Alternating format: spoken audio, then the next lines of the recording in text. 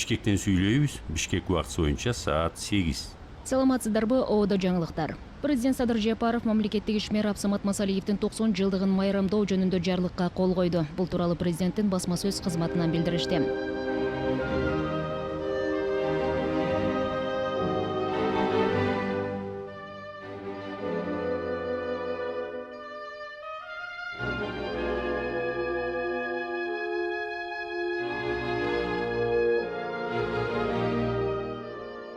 Elli sekiz жылы турмушка чыккан сөттөрдө свадебный. Атам өзү дыйкандын эле баласы болчу. Жаш кезде атасы калып, чоң өзүнүн колунда 4 баланы өстүрүп, ушул айылда чыгып койгон. Айылда бир тууган агасы, эжеси, анан иниси болчу. Ошол жерде атам Пушкин атындагы мектепти бүткөн болчу. Кызылкая горный техникумду бүтүп, 56-жылы Москвага тездетилген курска Толкен институтка жөнөтүлгөн болчу да. Биринчи жаш инженер болуп, Кыргызстан атайын даярдап, 3 жылдык программа менен даярдаганда аларда. Шахталарга, заводдорго келишкен.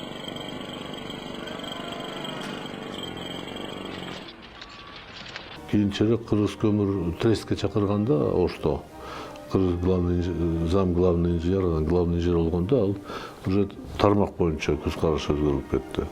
Ушу көмүр кен боюнча түштүктөгү тармактар боюнча кандай маселе бар экен, кантип өнүктүрүш керек деген.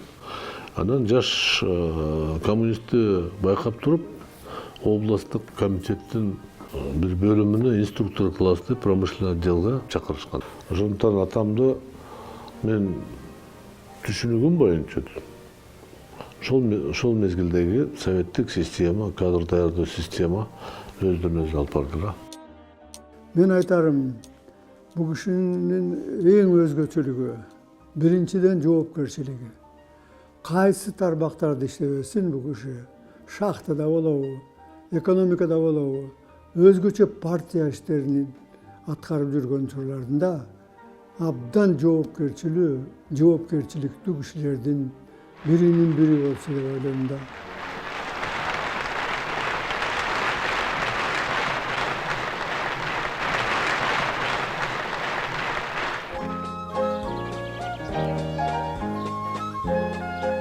Абсамат Масалиевич экөөбүз 1 жыл бирге иштештик. Абсамат Масалиевич элге жакын адам болчу. Негизинен айыл чарба болгондо дагы мал чарбага көп көңүл бурулган, дан чарбага көп көңүл бурулган зона эле. Анан Сүкөлдүн дагы бир өзгөчөлүгү, мына ошол мезгилде, ошо Абсамат Масалиевич келген жылдары Советтер Союзунда бир чечим болуп, Ысык-Көл, бүткүл союздук дем алуу зонасы деп аталып калды. Ошол мезгилде мынагы жаңы пансионаттар, пионер лагерлер, санаторийлер, курорттор мурдак иштеп жаткандарынын ишини оңдоп, алардын ишин алдыга жылдыруу менен бирге так ушу Масалиев иштеп турган мезгилде азыркы биз сыймыктанып жүргөн Аврора Аккеме санаториябыз ошол убакта бүттү. Жолдор оңдола баштады. Элдин турмуш жайы өзгөчө биз көңүл бурганыбыз, айылдардын, шаарлардын сырткы көрүнүшүнө көп көңүл бура баштадык. Эч убакта Абсамат Масалиевич экөөбүздүн ортобузда пикир келишпегендик, ошонун негизинде бир конфликттер, туура эмес түшүнүктөр биздин ортобузда болгон эмес.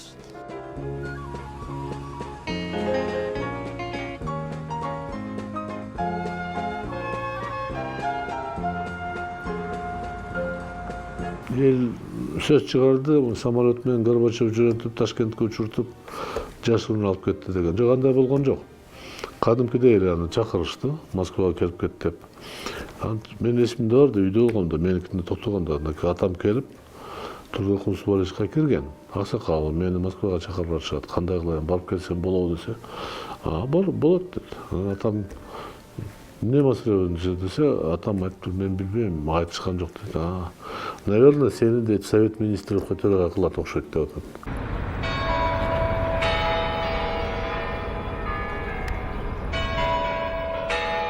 Эрте кечпи кете турган мезгили убактысы жакындап кала жаткандыгын Тургай Субаревич туура билчү. Анын ордуна ким келет? Кайсы кадрлар мүмкүн келип калышы экен, аны деле Тургай Субаревич билчү. Ошол кезде Абсамат Масаличтин бул орунга келгени туура болгон. Себеби ал бүт школанын баарын өткөн. Борбордук комитетти, Борбордогу шаарды, бир чоң областты, анан эми Кремлдеги отурган Борбордук комитетти өткөн да школаны. 1985 жылы сентябрь айында, сентябрь болуш керек, ушул айларда Абсамат Масалевич Борбордук комитетинин биринчи катчысы болуп шайланып, бир жыл өтпөй Борбордук комитетинин демилгеси менен, сунушу менен мен өкмөт башчылыгына алып келдим. Оюбуз да башка болгон, кээ бир маселелер боюнча башка болгон. Бирок дайыма иштин кызыкчылыгы үчүн дайыма жолун туура тапчыбыз да. Кээде менин тилимди алып, ушундагылар туура болуп аткан экен, ушуну чече бергиле деп айтчу. Кээ бир маселелер боюнча Абсамат Масалевич абдан туура болду. Кечээ ушундай дедиңиз эле, ушуну мындай ушундай аткарып атабыз. Келечеги ушундай болуп атат. Чечилет, чечилбейт деген маселелерди айтып, ал киши менен да акылдашып турчубуз да. СССР болгон учурда, СССР болгон да, ушул учурда мамлекеттик тил болсун деген бул чоң кадам. Ал үчүн кызматтан кетет эле да. Бирок сунуш берилип, мамлекеттик тил өнүксүн деген биринчи мыйзамдарда ошо Абсамат Масалевич баяндама берип, доклад жасап, коммунисттердин сунушу деп депутаттар колдоп берген. Все основания есть у нас, с учетом обсуждений, предложений товарищей, всех коллективов республики, принять сегодня закон. Ошол жана кайра куруу саясаты 1985 жылдан Горбачев келгенден башталбадыбы? Ошо иши мына мурда көп жылдан бери ишеп аткан кадрлардын баарын алмаштырып, жаңы кишилерден коюп, анан жаңы саясат жүргүзүп, перестройка, ускорение деген сөздөрдү айтып. Побольше деловитости, ответственности за порученное дело, за достижение, обязательное достижение тех целей, которые мы поставили и на уровне предприятия, и на уровне области, республики, и в целом перед страной. Абсамат Масалевич кыйын шарт болуп калган кезде келди да жетекчиликке. Себеби бул биздин гана Кыргызстан эмес, бүткүл Советтер Союзунда жанагындай политическая деградация болуп башталды. Бир топ ушундай иштер бузула баштады. Батыштын мындай влияниясы көбөйө баштады. Биз өзүбүзчө болушубуз керек. Биз Советтер Союзунун арасында тура бергенден көрү өзүбүзчө мамлекетибизди түзүп алсак, жыргайбыз деген ой пикирлердин бардыгы мына ошол убактарда чыкты. Мына ушулардын баарынын негизинде улуу советтик державаны сактап кала алган жокпуз. Ошол убактарда республика эң акыркы 5 жылдык деп 5 жылдыгыбызды сөзсүз аткарабыз деген максат менен иштеп жүрдүк. Кайсы тармактар болбосун, өзгөчө айыл чарбасынан эң негизги тармактардын бири бул машиностроительный комплекс дегенибиз болгон. 26% биздин дүңүбүздүн объемунда машиностроительный комплекстин үлүшү болгон. Мына ушуларды иштетиш керек эле. Ошондуктан ушундай заводдор токтоп калып атканда күндөн күнгө кыйын акыбалга түшө баштаган. 86-жылы, 89-88 жылдары пландарыбыз аткарылып турду. 90-жылы тилекке каршы абдан кыйынчылыктардын бири болду. Ошондой болсо дагы ушу 5 жылдыкты биз аткаралы деп аракет кылганбыз. Касаясь общей обстановки в стране, товарищ Горбачев отмечал, если говорить в самом крупном плане, то для нынешнего состояния общества характерны одновременно как огромные возможности для движения вперед, так и реальные опасности. 75 жылдың ішіндегі кемшіліктің бардығын тең партияға иле баштады. Мұның шындық жағы да бар болчу. Себебі Советтер Союзында жаңғыз бір ғана коммунистік партия қалған. Коммунистік партия айтқан, біз барына жауап береміз деген. Мына 90-шы жылдарда мынауға жауап бер дегенде тегеге жауап бер. Айыл шаруа емші мындай болады. Дүкендерде емші товар жоқ. Алғанға нан жоқ, ұн жоқ, қант жоқ. Қайда ушунун бардыгы тең деп партияға претензия қоюла башканда. В магазине чай, сахар, масло, даже по талону иногда дадут, а иногда нет. Жаловаться некому, да и толку нет от наших жалоб. Так ошол мезгил Абсамат Масалиевичтин Кыргызстандагы жетекчилик кылып турган мезгилине туура келип калды. Главные идеи перестройки, включая на всех направлениях, политическая реформа, экономическая реформа, многонациональное государство, я протащил. Горбачевтун жүргүзүп жаткан саясатына Советтер Союзунун эли өздөрү каршы чыгып, ошону кабыл албай жаткан мезгилде чет мамлекет өзгөчө батыш уралап кол чап турган. Ошо кезде коомдун душмандары башын көтөрө башташты. Yani liberalдар дегендер, оппозиционерлер, баягы илгерки запкы көрүп калган адамдардын тукумдары дегендей. Часто делали тяжелую, бесплодную работу. Обратно пропорционально нашим напряженным усилиям, все эти годы усугублялся кризис самой идеологии социализма, кризис доверия к самой партии. Bizde dağı коомдук саясий кыймыл жандана баштады дагы, анан жана ашар кыймылы чыкты, анан үй курчулар кыймылы чыкты, анан келип отуруп анын жыйынтыгы Кыргызстан демократиялык кыймылын алып келди да. Кыргызстан демократиялык кыймылы дегенде биз ошол 89-90 жылдары түзүп, 90 жылдын 26 майында түптөдүк да. Мана ошондо эле айтылган биринчи эле биздин декларацияда биз дегенде коммунисттик тоталитардык диктатура системасына каршы чыктык. Кеп ал системада болгон, кеп Масалиевде гана эмес. Кыргызстан Советтер Союзунан чыгып өз алдынча мамлекет болсун деп биринчи эле 9 пункттан турган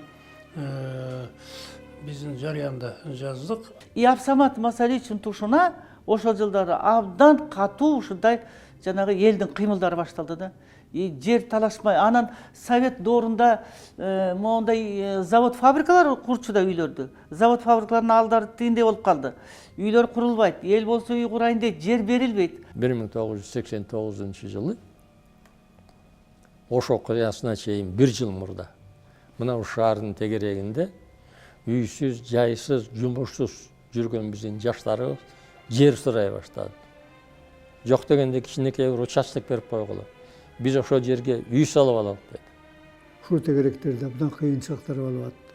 29 жерден баскынчылар жерди басып алып, болгондо да аян бош аянттар эмес, айдоо жерлер, сукат жерлер, же болбосо шаардын өсө турган жерлери, же болбосо шаардын көкүрөгү болгон жерлер. Мына ошондой кыйын шартта оштук событияда дагы ошол жерде мен ойлойм, ошондой мүмкүнчүлүктөр менен бир кээ бирөөлөр пайдаланып туруп, ошол эки абдан ынтымактуу болгон улутту кагыштырды го дейм.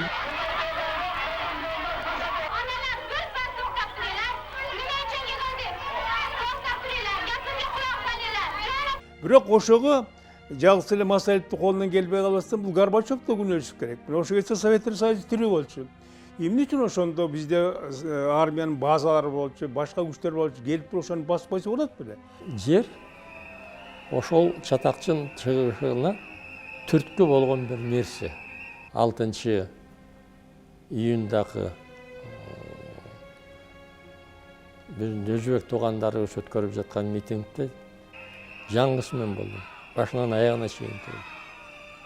Мен ойлогом мына уже күн батып баратат, Кудай буйрутса, митинг азыр бүтөт, тарап кетет дейт. Тилекке каршы күн батып бараткан мезгилде чатак болду дагы. Ошол жерде чатактын негизинде бир нече киши жарадар болду. Анан ал нерсени токтотууга болбой калды деп ошол 30 миңге жакын киши баары тең оштун шаарына карай жөнөштү. Политика деген көп болуп кетти да. Ошого көп баягы биз маани бербей, политикадан анан кийин улуттук маселелер, ошол маселелерди тереңирээк чечип койсок, балким ошол убакта болмок. За трагические события ответственность также и бюро ЦК Компартии Киргизии, правительства, в том числе и я, как первый секретарь ЦК, председатель Верховного Совета Республики. 1990 жылдын 4-5, 6 июнундагы Каргашол Ош окуясы. Бир тууган эки элдин ортосундагы карама-каршылык кантөгү алып келди. Мына бул дагы Кыргыз Республикасынын жетекчилеринин атына, өкмөттүн атына коюлган сын пикирлердин күчөшүн алып келди. На съезде выступление одного из руководителей недавно созданного Союза демократического движения, писателя Акматова, было выслушано делегатами с большим вниманием. Чем вызван сегодняшний кризис в партии? Почему в России сразу 3 компартии создаются? Что послужило тому, что за 3 месяца 800 коммунистов покинули ряды республиканской парторганизации? Куда мы идем? Какой путь мы избрали? Вот об этом надо поговорить. Мы говорим, что кроме партии у нас в стране нет прогрессивной силы. Это выработанная за долгие годы амбициозная линия партии.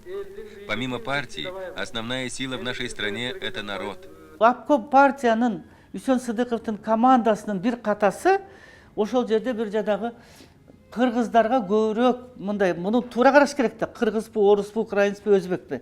Ошо очередь менен жер берүүнүн ордуна кичине бир анча-мынча бир жерге бир кыргыздарга көбүрөөк берилип калса керек саны боюнча. Анан ал жөн эле бир тырмактай бытовой нерсени ошондой саясий нерсеге чейин көтөрүп абдан чоң чатак чатышканда мен ойлойм ал жерде бир кызыккан күчтөр болгон. Анан алар мына жерге келип, мына жерде аянтта Шеримкулов секретарь ЦК идеология мен биз тура Шеримкулов экөөбүздү алып ыргытып жиберди мына жерде трибунадан тибеле. Ак үйгө барышты.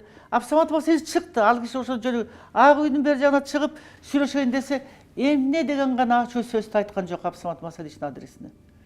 У здания, где проходила работа сессии, некоторые представители неформальных объединений объявили голодовку в знак протеста против засилия, по их мнению, консерваторов в Верховном Совете Республики. Биз 90-жыл легендар парламент апрель айында биринчи жыйын өткөрүп калдык.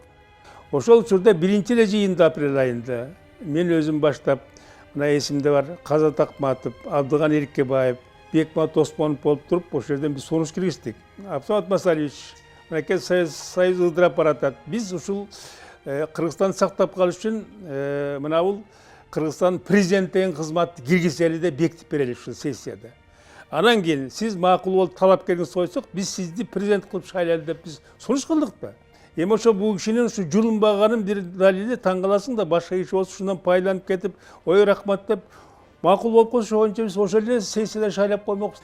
Масалевдин кандидатурасын өткөрүү боюнча партиялык компартиянын группасы бар эле жогорку кеңеште. Ошолорду чогултуп туруп Масалевди колдойсуңар деп жыйын өткөргөн мен болчумун. Ошол жыйында кана кимиңер Абсамат Масаличтин кандидатурасын коесуңар деп сураганда, бир күн мурда макулдашкан болчубуз, Абсамат Масалич киргизсин, Апа Жумагулович киргизсин ушу кандидатураны деп. Апа Жумагулович трибунага чыгарып, Апа Жумагулович оюңузду айтыңыз деп, Апа Жумагулович мен Абсамат Масаличтин кандидатурасын көрсөтөм деп айткан киши 1 саат өтпөй ал кишинин кандидатурасын койгондо макул болуп, мен да ошол бийликке барсам деген ой менен кандидатурасын албай койгон. Андан кийин бир топтор чыгып алып, Енді ойымша şu Soğudan Bekip sunuş girişte okşadık Amanbayip'tin kandidatısını kim şu asır esmen çıkıyordu ki Soğudan Bekip Cumağıp'ın kandidatı görüşetip Amanbayip çıkıp kaldı. Al dağı olalım deyip oşent 3'e 1 ordu talaş batpayı. Екінші турға шыққанда Масалиев менен Жұмағұлов шығып қалды. Мен ошондо да айттым. Апа Жұмағұлович, алып қойыңыз кандидатураңызды азыр. Азыр алып қойыңыз. Десем, жоқ, эми Абсамат Масалиевич өтүп кетет. Эми жөн эле коелучу деп дагы айыплактап койду. Ошентсе дагы Масалиев өтүп кетсе Масалиев өтпөй калып. Масалиевке президент болуш үчүн 4 гана добуш жетпей калды 150 кишинин içинен. Караңыз ушундай. 4 добуш менен жетпей калып, ошентип өтпөй калды. Үчөө тең жакпай демократтарга баары кулап калышты. Анан 1 сааттын ичинде 12 кандидатура чыкты. 1 сааттын ичинде. Мына мен 4-чү кандидатура меники, 1-чи Исанов, 2-чи Акаев, 3-чү 4-чү мен, биз 12 киши чыктык. Мынакей Исанов да албай койду, Акаев да албай койду. Мен анда кыргызча мынча сүйлөп, бирок мен алдым. Себеби ошол кезде эгерде президент шайланбай калганда биз туңгуйга туш келмекпиз. Ошол бирге канча жылдардан бери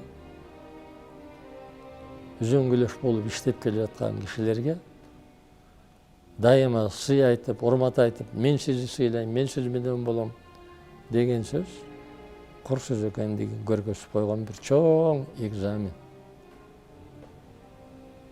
Көрсө достор деле айрылышат экен, жолдоштор деле айрылат экен. Бийлик деген кыйын турбай берсин. Бийликтин даамы таттуу көрүнөт.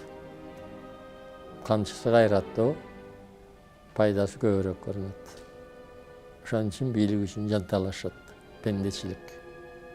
Мен сыймыктанам, бир гана сыймыктанам атам менен. Барган жерде Абсамат Масалиевичтин баласы деген 63-кө чыксам деле ата Абсамат Масалиевичтин баласы деп айтышат да.